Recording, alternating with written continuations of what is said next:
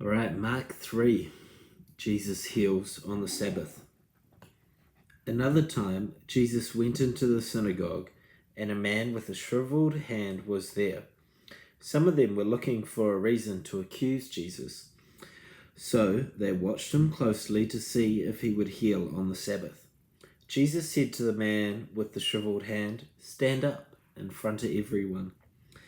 Then Jesus asked them, "Which is lawful on the Sabbath, to do good or to do evil?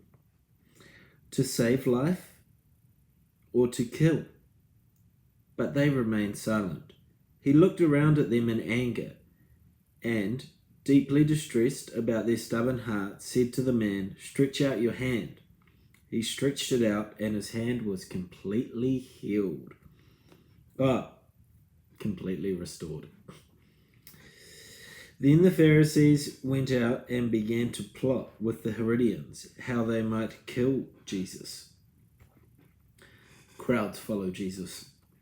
Jesus withdrew with his disciples to the lake, and a large crowd from Galilee followed. When they heard about all he was doing, many people came from Judea, Jerusalem, Idumea, and the regions across the Jordan, and around Tyre and Sidon.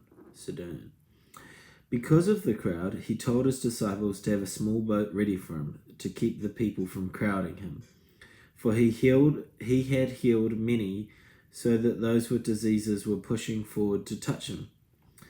Whenever the impure spirits saw him, they fell down before him and cried out, "You are the Son of God."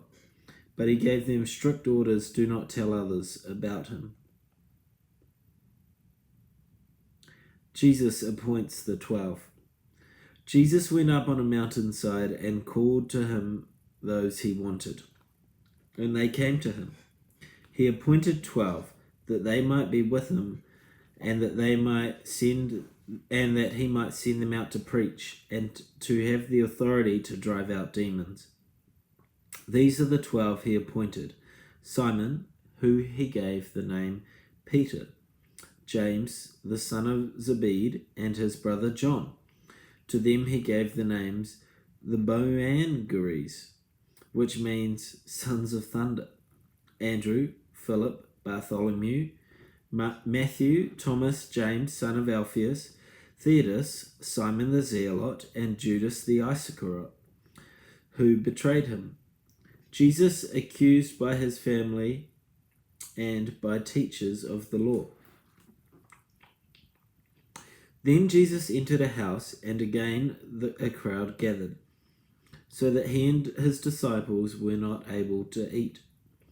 When his family heard about this, they went to take charge of him, for they said, "He is out of his mind." And the teachers of the law who came down from Jerusalem said, "He is possessed by Beelzebul, by the prince of demons.